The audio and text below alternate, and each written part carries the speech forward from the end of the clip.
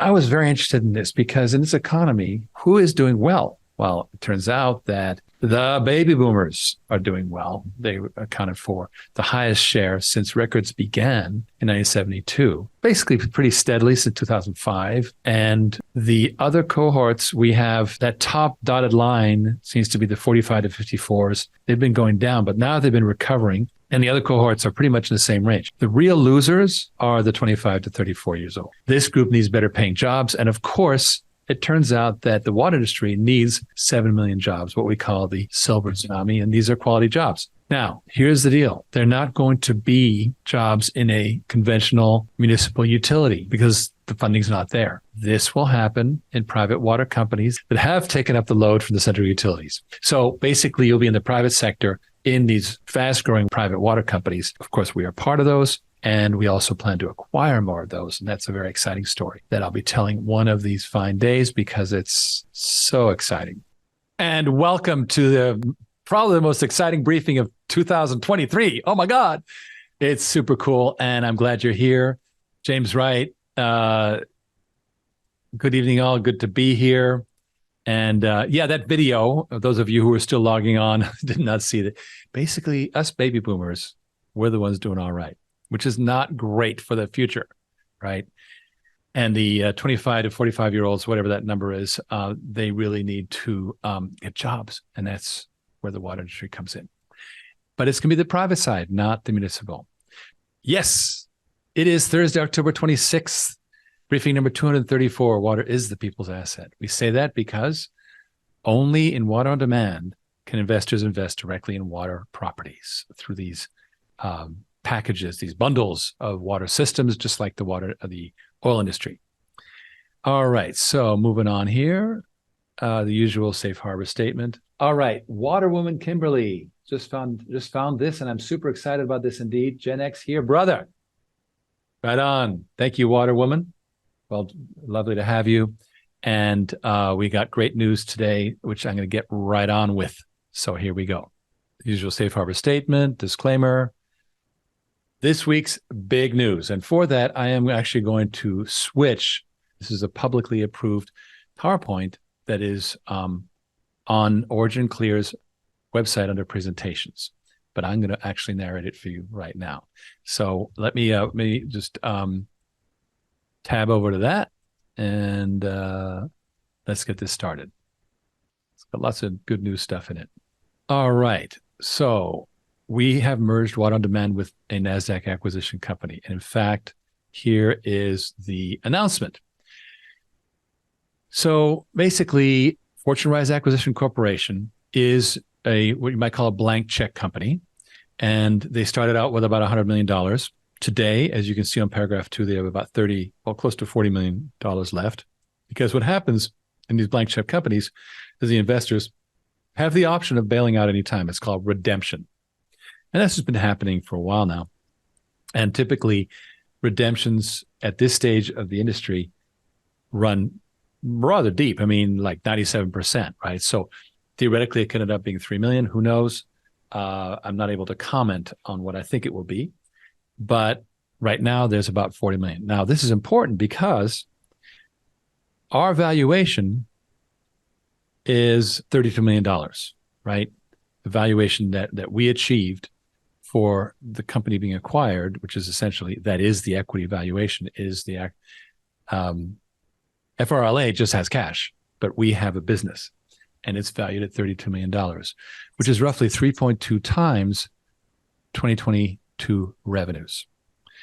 Now, so Fortune Rise Acquisition Corporation, FRLA, have now agreed definitively to combine. And what will the proceeds be used for? Develop the Water on Demand Water as a Service network, grow the Modular Water and Progressive Water business units, and carry out an aggressive acquisition program, which is expected to accelerate existing growth. Now, you're going to see some of these assumptions in this deck. A number of assumptions have been made as to purchase multiples, net growth, synergies, and other factors. And of course, there are no guarantees that the combined company will succeed in the acquisitions and subsequent integrations of the acquired entities. The acquisitions will prioritize network management software. Remember, this whole Water on Demand thing is a big old network. Management and engineering staffing, because we're going to have to grow fast and we're not going to be hiring these people. We just require the engineering companies. And vertical integration through acquisition of component fabricators. Modular water systems. Okay, the two parts of our company, that the operational parts, are Progressive Water, which is a conventional, iron bending water assembly company and water service company in McKinney, Texas. And they do all their work on location, and it's custom. You'll see me talk about that some more. Whereas Modular Water is modular, obviously, and it is standardized, and they use several fabricators. These are places that do the actual molding of these high-density plastic packages that are patented by Modular Water, and they go ahead and they do all the fit-outs, meaning all the putting in of the pumps and everything else at the location where the molds are made, right? So it doesn't have to travel somewhere else. Well, we plan to acquire some of these. That will make sure that we get their attention because they'll be one of us. And of course, there's synergies between all this, right? That's part of the beauty. Okay, so let's keep on going here. Now, we know the state of wastewater in the United States. First of all, of course, infrastructure is failing. People don't realize it, but we are now approaching $100 billion a year of gap every year. 10 years, $1 trillion. We still think $100 billion is a fair amount of money, right? There's a lot of fighting going on over $100 billion right now in Congress. Well, that's the amount of fall short that we have in water infrastructure in America. That is a scandal. And of course, now we have deglobalization, which is bringing industries back to North America. And these will be very, very sexy, automated, high robotics factories. It's going to be a lot of fun because we will no longer be relying on the cheap labor of the Asian labor that really was the boom of the 60s, 70s, 80s, 90s. Rather, it's going to be technology with some very skilled labor, both in America and Mexico and, of course, Canada. So these factories will come back, and guess what? They'll need water treatment because they'll be churning out dirty water, right? And so that is going to further overwhelm the infrastructure. As a result, industries must make plans for their own pollution management. Okay. Now, by the way, funding is falling short. This is the amount of funding available that's been occurring, and it's projected out. So this is what they think is going to happen. Here's the problem. Even a 5 times increase in federal funding leaves about a $60 billion shortfall. See that right there? So these are water and wastewater funding sources by year. Many commercial users will no longer be able to send their wastewater to a central location. Talking like Peter Zehan because he has that doom voice. Many commercial users. All right. And they're trying to raise rates. So water inflation, which by the way is running as high as college tuition, still does not cover it.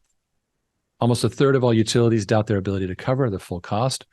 They can't raise rates. Water bills are already too high. So therefore, what do? Private water reuse to reduce the load. So you get the local businesses to do their own water treatment. They get to reuse their own water. That's good. And it reduces the load on the central.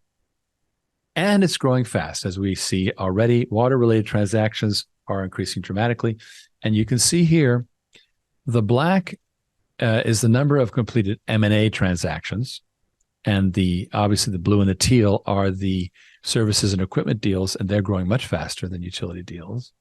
And then over here on the right is transactions led by private equity. In other words, funding transactions. And those, there have been 28 in 2021. And this was a 2021 a report, obviously. And you can see that the services and equipment transactions are also outnumbering utility deals. So the tide has turned. Private sector initiatives have the momentum, not the municipalities. All right. So pioneering water as an asset. Let's talk about that a little bit. Private water reuse basically says, look, at the bottom right of this diagram, you have a small wastewater treatment plant, or maybe the existing size. Because why? Because all these things are happening, recycling, reuse, et cetera, at the point of use where the water is being made dirty. It's being cleaned and reused, right? Tens of thousands of local businesses are already treating their own water, controlling their fate, saving money, reusing water, and reducing the burden on our 150,000 plus water utilities, which are overwhelmed. Okay, so the benefits, inflation control. Why? Because you have your own system now. You can have your own cost indexing. Cost control, you can reuse water, which means you are not paying for the incoming water as much. Waste control, independence from utilities that are themselves unable to treat wastewater, so they're forcing businesses to truck water elsewhere and so forth. So independent from that business. Private water gives businesses control over their water.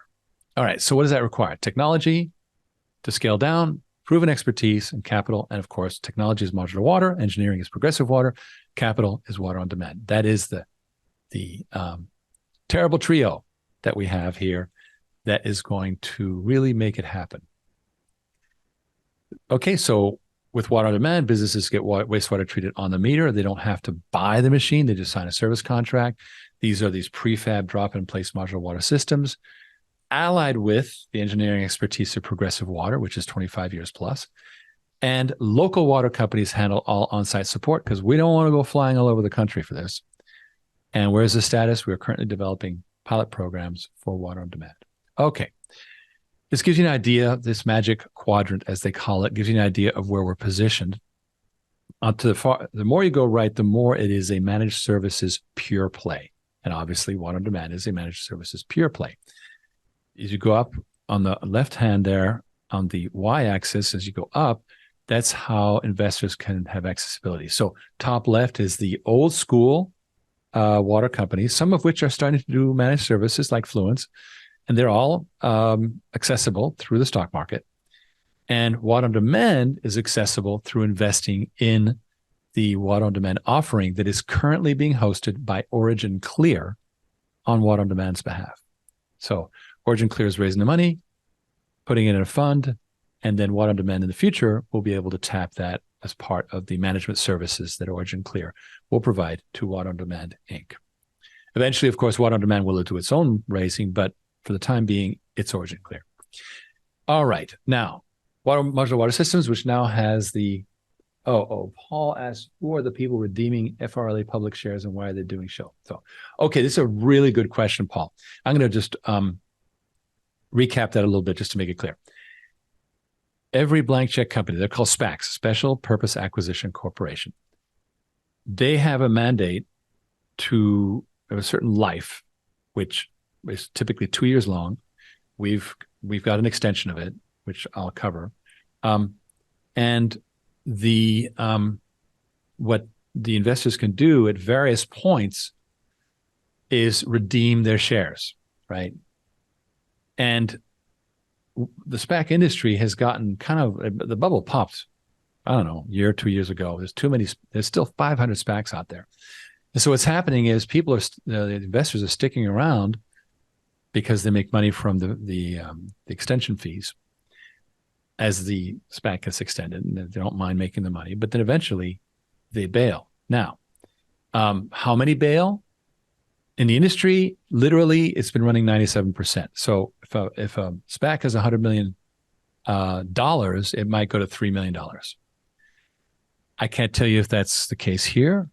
Currently, there's about 40 million, but this is not the end of redemptions. Remember that there's another redemption opportunity at the completion of the merger for the institutional investors. So to answer your question as to who they are, it is the institutional investors primarily in FRLA. So they have the right to do so. That's just simply how it is. Now, for them, they're huge. It's just Fidelity. These are vast, vast institutions. They're not particularly paying attention to what's going on with the acquisitions. It's just, for them, it's just managing money. That's all it is. But let me tell you this. Personally, what I care about is that we end up on the Nasdaq, that our baby here, Water on Demand with Modular Water and Progressive Water, end up on the Nasdaq. Why? because that is a genuine exchange. This over-the-counter market has been just racked by all kinds of bad actors, shall we say, and the SEC has tried hard to manage it. But frankly, the fact that the Nasdaq has all these requirements is good. It's a good thing, but it also makes it easier to operate, to raise money, to be credible, et cetera. So it's kind of like growing up, right? You're in the majors. When you get on the Nasdaq, you're in the majors. It helps to have some capital from the merger, but either way, there is capital access once you're on the Nasdaq. So I hope I've explained that as best I could. I can't make any assurances, obviously. Okay, continuing here. Modular Water Systems, simplifying the complex. That is their new tagline. Of course, they have patents with a certain valuation. I won't get into this. This is, again, published on OriginClear under media, under presentations. These are some of the businesses that have already adopted our modular water systems. And this is what one looks like. Basically a 40-foot container. And inside it, they drop a plastic, high-density plastic envelope for the actual treatment systems. This is another version of the technology used for pump stations, which is basically water goes in the bottom and is pumped to the top when you want to go up a hill, for example. And they all leak. In England right now, for example, they're replacing their pump stations at the rate of 200 years. In other words, to replace the entire fleet is going to take 200 years. Well, they only last 30 or 40 years. So at least these, last 50 to 100. You've seen a bunch of the testimonials. They're on our YouTube. They're fantastic. But let's continue. All right. Here's the cool part. MWS has grown like Topsy. Check out this growth. 2023 was more than 7 times 2021. That's just 2 years. It's crazy. They were profitable starting in 2021. They remain profitable. 60% of all their contracts are basis of design, meaning that the client wants their design and no one else. So beautiful growth. And obviously from a very low base, but I'll show you that in the charts. What about Progressive? They, 25 years in business, we acquired them 8 years ago. They do large-scale custom installations. And they were the platform for modular water systems. And they have power plants, auto manufacturer, wholesale distributors, hotel chain. We never talk about them, but they love us. But it is what it is. It's one of those things where they're just not interested. We do get the modular water clients to testify, as you've seen. Now, what about them? Well, they have grown. 2022 was more than double 2021.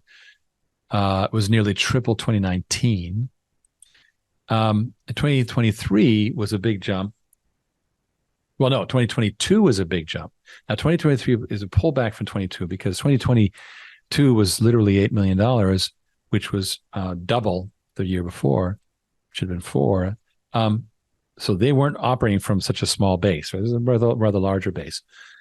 But 2023 is forecast to be still up over 2021. In other words, on trend. All right.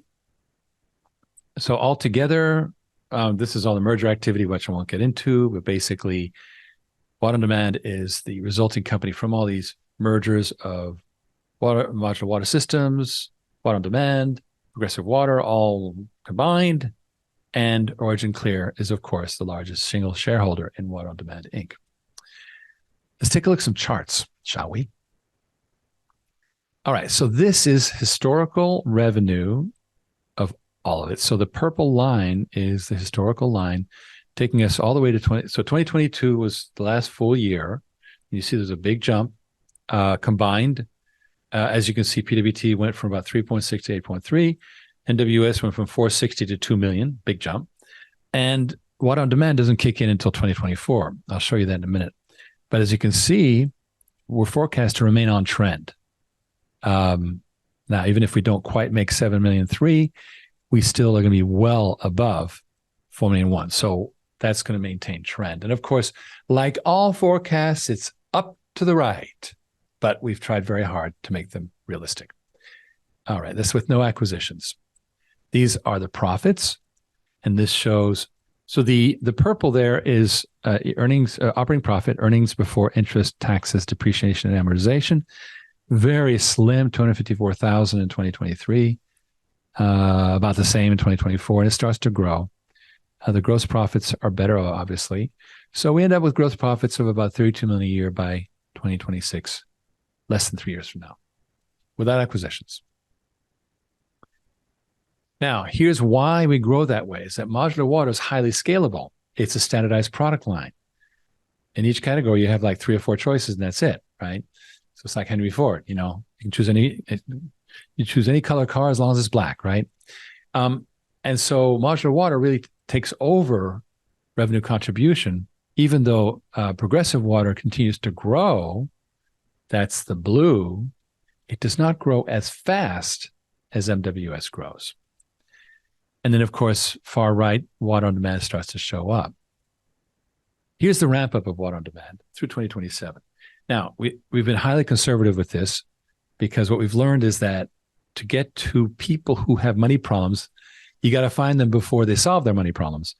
And currently, our current business, $10 million a year that we did in 2022, was all companies that had solved their money problems. So they were not candidates. We have to go early and create a whole new cohort of prospective deals.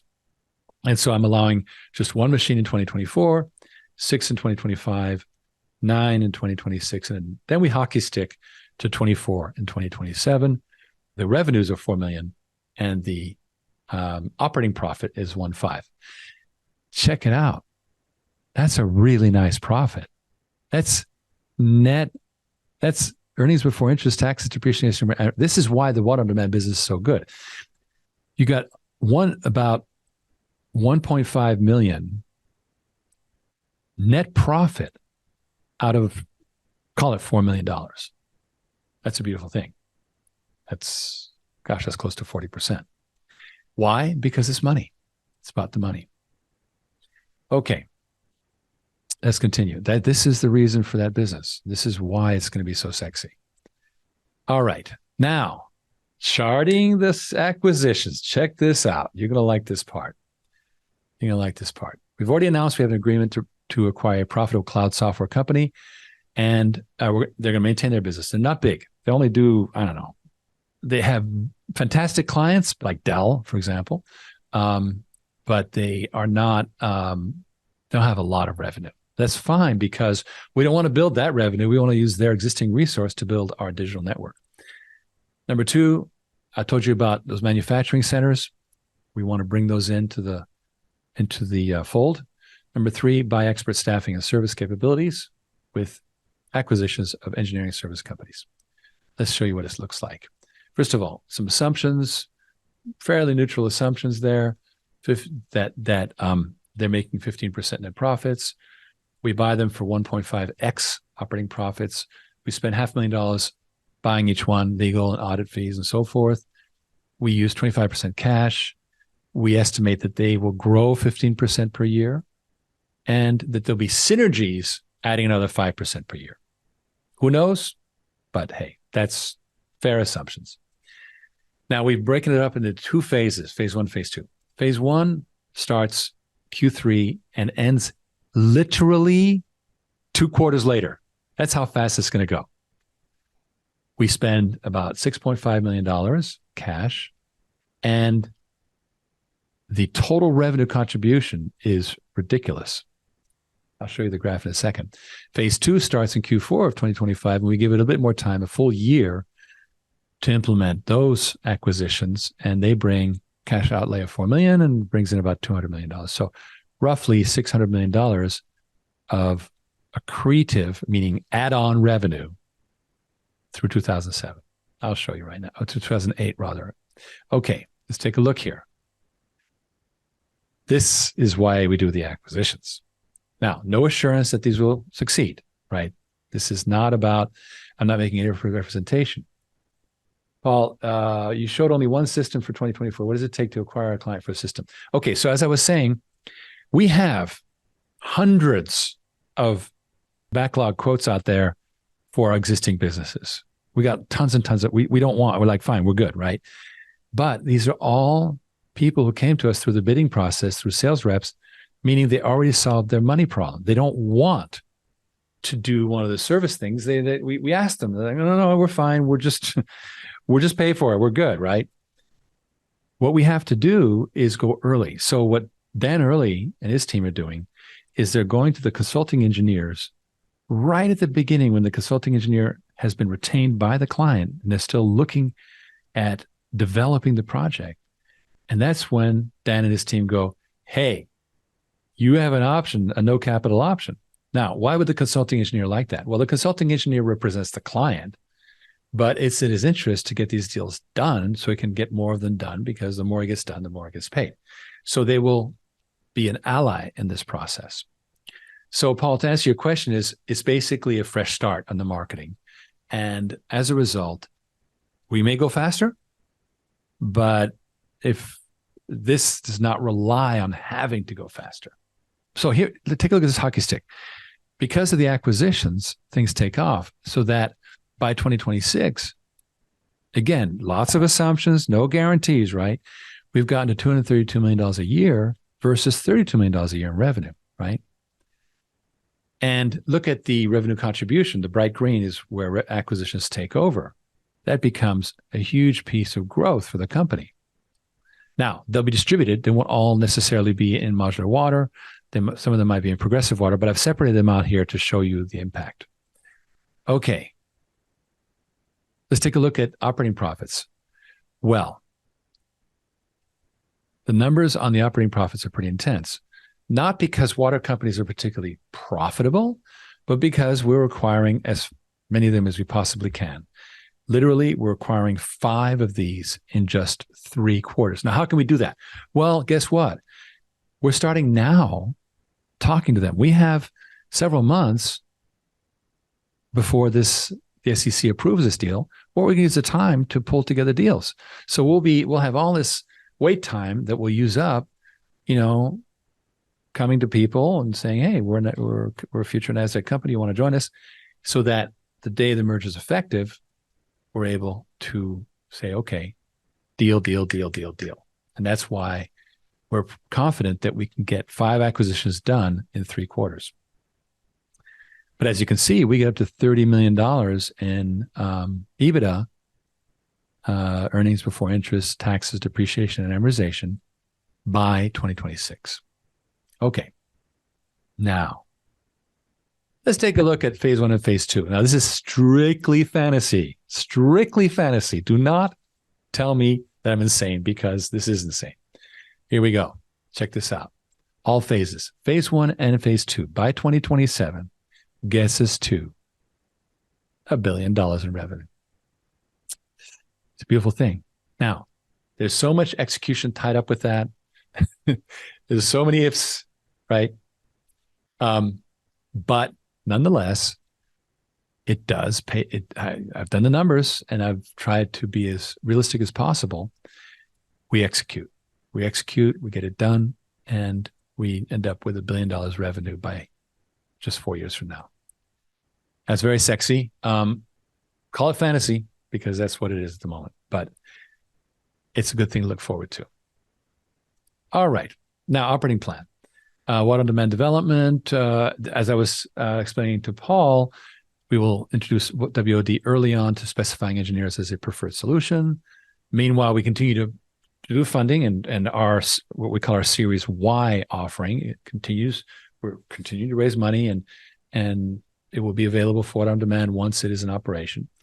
Rapid acquisitions and develop a strong team and tech resources, et cetera. And remember, we want to do onshore manufacturing, because we've lived through, during COVID, we had the 18-month lags on pumps. It was like, come on already. We want to control our supply chain like everyone else. Technology plan, acquisitions, build network operating centers, service level agreement enforcement, contract management, all that stuff. Think of when you have a relationship with your local water utility, you don't pay the bill, you get cut off, and you have your auto pay, all that stuff. And then they make sure that the water quality is good. All that stuff has to be duplicated for water on demand for these private systems. Local support companies, this will be a barrier to entry for competitors. It'll be our moat. Why? Well, take a look at Tesla with its supercharger network. They are my brother has a Mercedes EV, and he goes slinking around. He commutes down to Sarasota, and he goes down to the Sarasota Whole Foods and kind of plugs into the charge point there. I mean, come on. Whereas Tesla, boom, it's set up. So they were first to create the supercharger network. And that's what we want to do by building a network of local support companies that work with us. And then we want to export water on demand to other financial capitals. We're not going to run water on demand, but we'll do a deal. We plan to do a deal with, for example, a finance company, a fund in Abu Dhabi to run the whole thing for the Middle East region, or Singapore for the Southeast Asia, et cetera, right? And that's where we license our technology. So that's long term. All right. And this is that capital plan. We've raised about $8 million on the Series Y, limited to $20 million because it's very, very generous. Offers a 25% share. You ask, well, what about the 25% share when there's no machines? Well, we are putting the money to work, and investors are receiving their quarterly share of the profits from the lending activity, this secured lending activity that we do. It's very, very healthy. And so nobody's complaining. They're getting dividends until we get the actual systems in place. It's very similar to the $300 billion master limited partnerships sector. That's why we call it water like an oil well. And it's the only water as a service investment program on the market. Nobody else offers it. OriginClear is offering it. And in the future, water on demand will be able to tap into that in return for a small fee. Okay. David Johnson says, stand by here. Okay. How do you assess the probability the SEC will affect this deal negatively? No comment. Tesla. Okay, Paul. Tesla has built a series of recharging stations where they net 0.08 per kilowatt, 8 cents per kilowatt. Their cars hold 100 kilowatts. So they're making $8 per full charge per car. Yeah, you're darn right. Earlier this year, we went to visit a good friend of ours who will be, we hope, an advisor of the company. And along the way, we stopped on the way to Fort Myers, on the way back from Fort Myers, and took 15 minutes to charge, $25. And as Paul says, Tesla made $8. So yeah, service is a beautiful thing. Service is a beautiful thing. All right. Institutionally, of course, this is why we want to go to the Nasdaq, is institutional funding, right? And retaining the operating assets is designed to make funding cost efficient, meaning we don't sell those machines. We continue to own them, right? Well, that gives you assets. That allows you to do hard money capital raising. It's a beautiful thing. And then finally, just looking at the team, myself, of course, Tom Marchicello, who was doing an amazing job with Progressive Water. They had a big digestion problem in 2022 because when they went from 4 million to 8 million, it was actually one huge deal. You get one huge $5 million deal. And digesting that was like, oh, Lord. And Tom has been in there pitching really, really hard. And they have survived it well. And now they have momentum. So absorbed that huge deal. It was a power plant with multiple locations. And I can't say who, but it was a major power plant. And so he also has background in investment banking. And that's going to be very helpful as well. Okay. Of course, Mr. Ken Berenger, who well, without him, we would not be here today. That's all I can say. And he helped create Water on Demand. Prasad, again, here's another person who was critical to this business combination. He has worked tirelessly, but more important, he's just been super smart and quick. And we like people being quick and smart. And he's just shown his worth. Amazing member of the team. And again, we would not be here without him. I'm going to say that Ken is more key. I'm not going to imply that. I have to say that Prasad is really a sterling CFO. Dan Early, of course, chief engineer. He's just an amazing guru. And he's also very good at commercializing things. He's moving fast. Mark Stevens, been with us for 8 years. And he has actually, it says 18 years here. That's actually 25, but I'll fix that. Well, no, I know why it is, because this company was his dad's. And that's why that's 25 years plus. But anyway, so Mark has been around for the last 18 years, of which 8 were with us. And finally, Colin Sherman joins us. And he is an amazing operations manager and has actually run billion-dollar programs such as the Sydney Transport System. All right. And he's already proven himself tremendously. And that is the presentation we have on that. Let's review the 8K. An 8K is a required disclosure, and this will shed further light on the merger. All right, let's see. This was filed on 24 October, trading symbol FRLA, and this disclosed the merger and how all the shares were turned into common stock. And the business combination is expected to close in the second quarter of 2024. Following receipt of required approval by stockholders, approval by Nasdaq of our initial listing application in connection with the business combination, and of course, SEC review. And let's see, what else is of any importance here? There will be a registration on Form S4, which relates to mergers and acquisitions. And the termination, of course, by mutual covenant. The termination date of July, next July. We would have to breach covenants and agreements, which are not, we have 30 days to cure. You see, one of the things that was done was a fairness opinion. And the fairness opinion is the basis for this merger. In other words, it was not the opinion of the board of Fortune Rising. It's not the opinion of our board, nor mine. It was done independently by Benchmark Investments LLC, which carried out an independent evaluation of the fairness of this transaction. And that's how it was feasible. And then that's pretty much it. Let's move to the freewheeling discussion. All right, then we are, and I'm like, and I need to be I know it's awful, dude. I got it. I know. I'm in a new home, in a new room. It's not lit well enough to get my background going, so it's going to be kind of an '80s music video thing going. It's too funny. Way too funny. No, so that was exciting, and it's. You and I have commiserated over this. It's just like, if we could have looked forward 5 years from when we started this journey together, would we have worked so hard thinking it was in the bag, right? It had to be these life and death struggles. Yeah, I'd like to say scared rabbit, right? Scared rabbit. It's like, oh my gosh, we got to do something. Yeah, no, it was interesting, and just so incredibly grateful to our investors for getting help. I mean, look, you talk about who's key. The folks on the other end of this briefing, they were key. Well, that's why I wanted to play the Eric Moldenhauer testimony. Yeah, I know, I get it. And Eric's really, phenomenal. Really good, yeah. And he explained his motivations and so forth.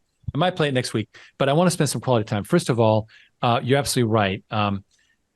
It's funny because my good friend Ramses Ertman, who was number 2 for Pharmacyclics, which was a big Nasdaq play, and his boss was Bob Duggan, and it was all so exciting. And so he said every minute was like almost death. So I don't know. None of these things are ever routine. Who the hell knows, right? Elon Musk talked about in that live thing. He talked about they literally were going to go bankrupt every payroll for like 3 years. And even now he says, oh, well, our cash horizon is just a bit further now. Yeah, I know. Right. As Paul says, this is very good. This is kind of like that, the days are long and the years are short. Well, he says here, we tend to overestimate what we can do in a year, but underestimate what we can do in 5 years. That's really well said. Well, it was 5 years as of July. So sometimes it takes 5 years to become an overnight success. Well, for me, it's 16 years as of July. July 2007 is when I started this amazing effort. And some of you, such as Paul, were in on the beginning. Absolutely. Mm-hmm. And in fact, Paul and I go back to the 80s. So, he knows way too much. And Paul, I'll pass you $100 if you just stay quiet, okay? One of the Long Beach guys.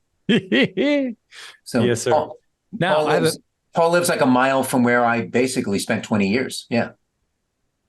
I saw how far the water rose in his house. There's a nice mark right there. Yeah. I had a second floor condo that was underwater. Yeah. Nice. I want to make an announcement that the man AJ is now our VP marketing. Yeah. Big. Woo! I'm excited. Yeah, you made him wear a jacket and everything, you know? Well, I started a trend. I don't want to be underdressed anymore. Right. You guys have caused me to gotta elevate. Upping your game. You know, Right. as if I cared. But AJ, so just so everybody knows, where'd you give notice at? So I am leaving Nielsen Sports.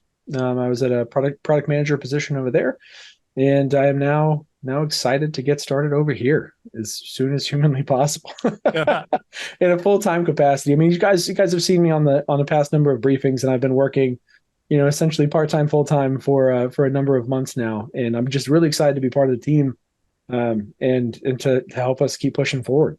It's been a wild ride, and we had a heck of a week this week. Things are really starting to get cranking internally, and this is just more fuel to that fire. So it's all coming together, and I'm pumped. I'm ready to go. I shared a sentiment with AJ this afternoon. I said, we are literally becoming a victim of our own success. Yes. So AJ has enabled me to kind of plug in my brain to his ability to execute. Yeah. And it's a pretty scary combination. Oh, this is a make it so kind of thing. Make it so first. Well, it's funny when I first started, even just in from the kind of contract position, my goal has always been to alleviate the stress valves to allow you guys to do what you do better, right? And I figure if I can do that, then that's a big help. And so that's just kind of where we've taken all of those pieces, is really starting to say, okay, well, what can I do to improve here? What can we do to improve this here, and keep working? And that has just led to a myriad of uncovering more things that we need to keep working at, right. Which is great. It's a never-ending problem of getting better, but that's how you improve, one step at a time. What is it? How do you get to Carnegie Hall? Practice, right? So we just keep getting better and better and better. And in 3 months ago, 3-4 months ago to where we are today is night and day already, with some of the systems we have and some of the things that we're doing and the pace at which we're starting to implement. It's fantastic. Right. And thank you guys, everybody in the chats, for the congratulations. I really much appreciate it. We're just getting started. I can't wait to devote my entire mental faculties to this, as opposed to the after hours and delirious 3 a.m. I just one more thing. Yeah. I was like, dude, please go to sleep. I mean, just, it is such a, yes, Paul, I'm the marketing genius, but he's the execution genius. No, wait, guys. Marketing is a whole discipline of its own, right? Oh my God. It's a whole discipline of its own. Oh my God, yes. I have a background. In fact, I started as a product manager back in the day, and is the most fun job I've ever had. And what I learned just from there, because marketing drives all product development. Now, of course, Ken has been deeply involved in that. But additionally, marketing is more like, if you got hunters, and then you got the people who till the crops, right? You got to have crops. You can't just go around and hunt, because you're going to run out of things to kill. Right. And so what really AJ is doing is he's bringing this, like, for example, I will never ask Ken to build a website ever. It will not. Well, I got news for you. That's probably that's probably much better for you than it would be for me. I could get it done as long as you have no real deadline, right?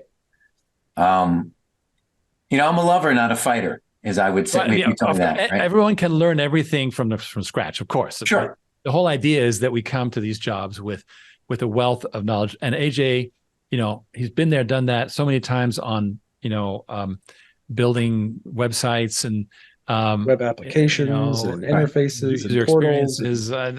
And these are just things, my 10-year apprenticeship in in going up the ranks after being an entrepreneur, which started in 1995, was primarily in marketing. I mean, that's primarily what it was. I started in product management. Yes. No, and I was going to say, and that comes out in our early collaboration. It was just two marketers thinking about how we could kind of roll out our ideas. And we were always limited by our ability to remain focused on that and still do our day jobs. Well, because, right? Okay. You had a big day job. I had a big day Number job. one, right? I would classify you as a visionary and a creator, right?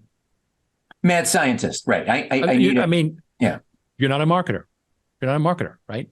You're a visionary, you're a strategist, you're a communicator. All those things are super important because marketers are process. Right. Marketers are ching, ching, ching, they build machines. And I love marketing too, but I happen to have a day job. So what I love about him so much is because I was able to give him these very complex kind of grand strategies. And he was able to say, okay, and he broke them down into these. I mean, you want to talk about sausage making? Holy crap, right? And he broke them down into these, and they were almost just like notes on a page, and you didn't think. And when it was all done, it was music. Well, you went kind of like the thing should go, blah, blah, blah, blah, blah, blah, blah, blah, blah, blah, right? And then he goes, score. Right. Exactly. Right. In other words, I'd hum the tune, and he'd compose. And so we've worked really well that way, over the last couple of weeks. But just to give the investors some and our supporters some, we now have more people knocking on our door asking how they can invest in the company than we can even handle. Like, I'm canceling appointments because they're not confirming an hour before, and I'm like, I gotta go. Right. Because, this is a problem in areas I never had areas. Okay. So that's how wonderfully he's helped execute. Now it's gratifying because, it's nice when you can give somebody an idea and they can make it work and your idea works. But my idea would never work without a composer, someone able to execute on the idea. So it's been a great collaboration, a wonderful team. And he was over here today making sure this computer even worked as well as it does right now. Which is wonderfully. It's working amazingly, as I can tell. Well, it's fine now. There's an additional big factor here, and that is the feedback factor.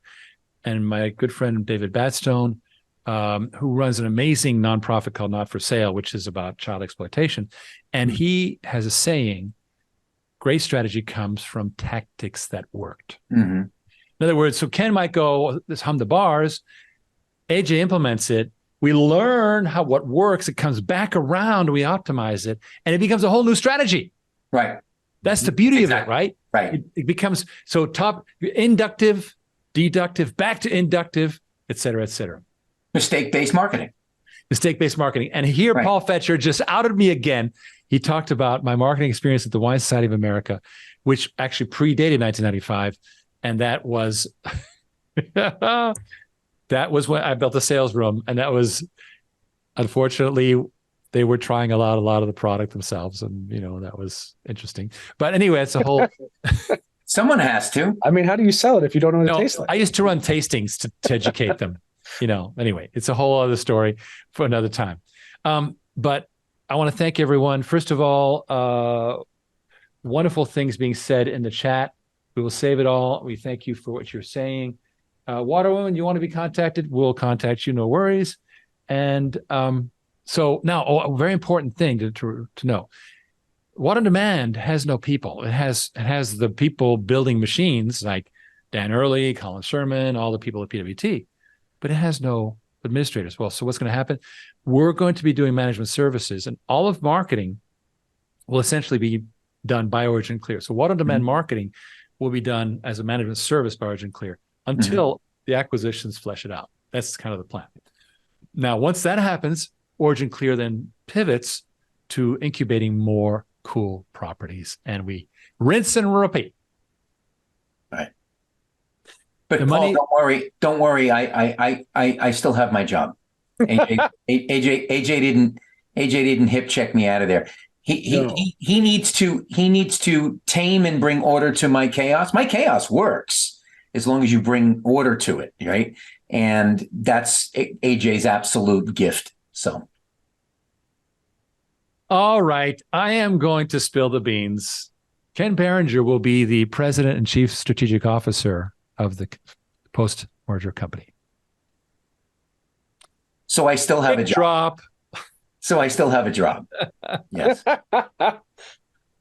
In recognition of all the cool things he's done. But that doesn't mean he gets away with, he has to work. No, now I have to work even harder. Two titles, twice as hard, right? Right. I have to work even harder. And I can't tell my wife. She'll go, why aren't you making more money? Come on. Give me the Amex. Wait, how much more are we making? You're not. I had to take a pay cut, honey. It's a startup, And the final thing, Ken is talking about people investing. Well, the cool thing is it's an investment in what we call the Series Y, which builds the fund for the water on demand systems. So it's all building towards that. Anyway, it's been such a pleasure talking tonight. This has been the most funnest briefing I've done in a long time.